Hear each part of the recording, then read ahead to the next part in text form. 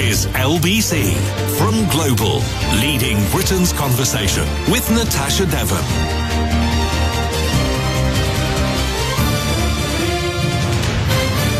It is coming up to 4 minutes after 7. So I don't know if you have seen the latest news concerning the so-called Epstein files, but some Democratic lawmakers yesterday released documents from an investigation which show interactions between Jeffrey Epstein and prominent conservatives, including Elon Musk, Steve Bannon and Peter Thiel. Now, it's important to emphasize here that there is no suggestion of any wrongdoing from those three people, and it's not even clear whether these diarised meetings, which this investigation has uncovered, ever took place in reality.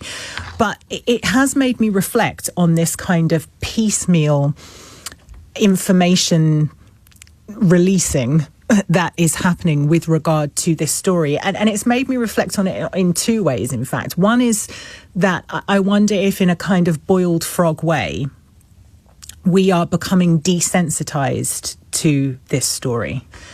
That we're just getting little drips of it fed to us so often that were the Epstein files ever to be released in their entirety, and were we ever to learn the unvarnished truth of exactly who was involved and the extent of the criminality involved, whether by that point we would cease to have the appropriate reaction to it because of the way that we are learning about it. And that lends itself to my next thought about it, which is, where are the victims in all of this? And I actually originally had this thought back in June. I'm sure you remember that Elon Musk, after he was fired by Donald Trump from his position at the head of the so-called Doge department, he took to Twitter to say that Trump was in the Epstein files. And then he flooded X, I suppose I should call it now, with similar posts accusing the president of the same thing, because he tweaked the algorithm, presumably. He's well known for amplifying posts which agree with his own personal ideology, and this is just one example of that. And my thought at the time was, so hang on, if what you're saying is true, or even if you believe it to be true, that didn't prevent you from working with this man in the run-up to the election, for using your platform to try and ensure that he won that election, and from being within his government, taking a prime role within his government. And that, to me, spoke to a real disregard for the victims. It's not caring about women, it's not caring about children, it's not caring about people. And we know that the victims exist, regardless of who is said to have abused them. We know that the victims exist. We have seen them. We've heard them speak. And there is no regard for them, actually. It's all about these rival factions scoring political points against each other by making claims about who did or didn't have a relationship with Jeffrey Epstein. And it's gross. There's something really gross about it. I hate it.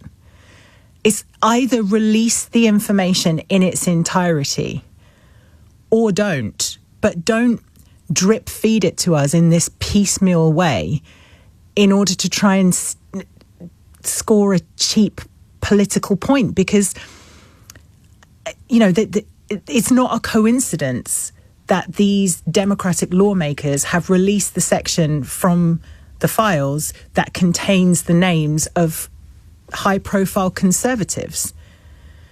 But I'm of the school of thought, and I'm sure you are too, that no matter who it is that did or did not collude with Jeffrey Epstein and Ghislaine Maxwell in the abuse of girls, whoever it is, I don't care what their politics are, they should be brought to justice. And at the moment, it doesn't feel like it's about justice.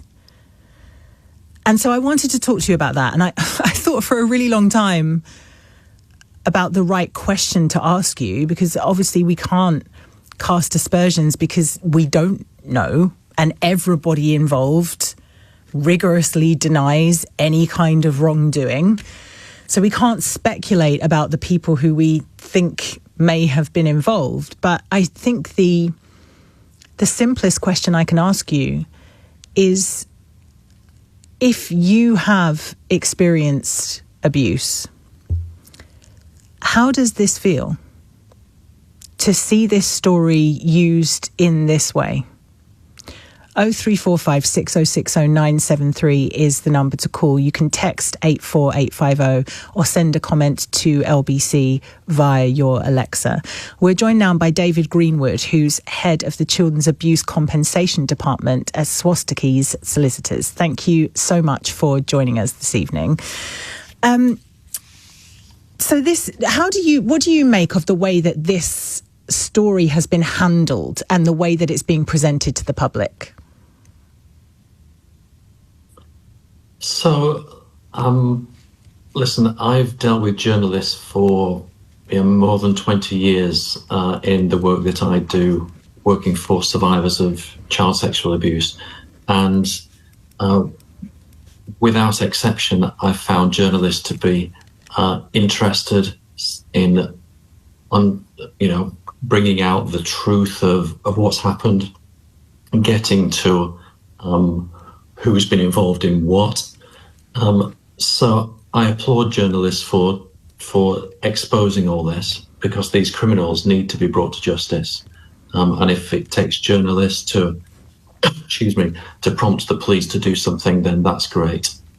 The way that it's been portrayed in our press, and the fact that this Epstein character, the people around him were wealthy and privileged, has given it a certain different dimension to the regular reporting of these horrible offences. So I'm really not happy with how it's being portrayed in the tabloid press, because it is salacious.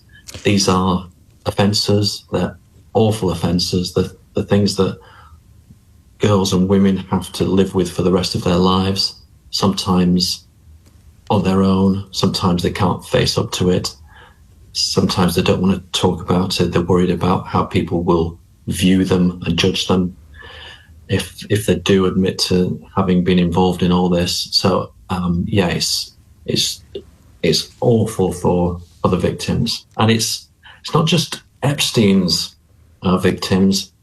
This type of thing in the press, the high-profile stuff and the big news stories triggers everyone, triggers every victim of sexual abuse. And as I say, most people don't want to come forward in the first place. Most people have to live with it in silence, and it's destructive, and it holds back the lives of the quality of life of many women and men. And that's the thing, and you've alluded to it there, that it's not just the victims of Jeffrey Epstein that will be affected by this. It's anybody who has experienced something similar. Seeing these high-profile men, usually, saying, you're on the Epstein files, no, you're in the Epstein files, and sort of using it as a political football in this way, it diminishes the seriousness of what these people have been through.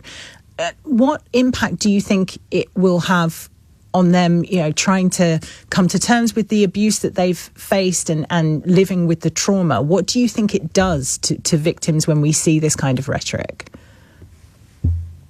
Yeah, it puts distance between them and finding or getting accountability. That all the people that I've worked for really just want some accountability. They want police, the government, whatever official agency to recognise that what happened to them was a crime and shouldn't have happened. And so to have these issues kicked around as if they are some kind of political football or there's some kind of squabble between these privileged, wealthy men, just devalues the whole thing, devalues the worth of these women who need to be recognised, get accountability, and help getting their lives back on some kind of track, getting into education, getting back into work, and leading positive lives. Many don't. David Greenwood, thank you so much, Head of Child Abuse Compensation at Switalski's Solicitors there, with his thoughts, which obviously I completely agree with, that it is...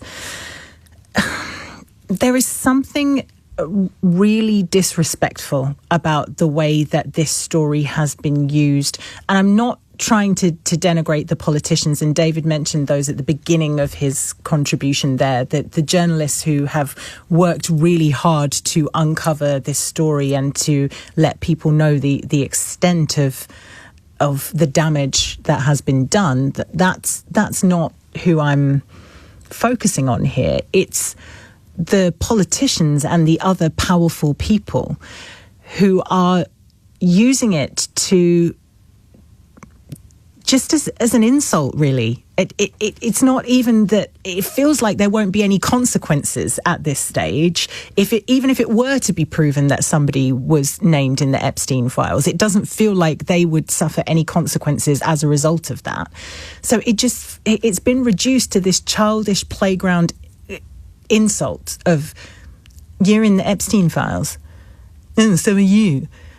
And if you are a survivor of abuse, that has got to hit you really hard. And I think that your perspective is what has been missing from this conversation. And that's why I wanted to try and leverage it this hour. 0345 606 0973. If you want to tell me how this is making you feel, or if you want to comment more broadly about this issue being used as a political football, and my assertion that it doesn't feel like anybody genuinely cares about the victims, then the number remains the same. You're listening to LBC and the time is 7:16.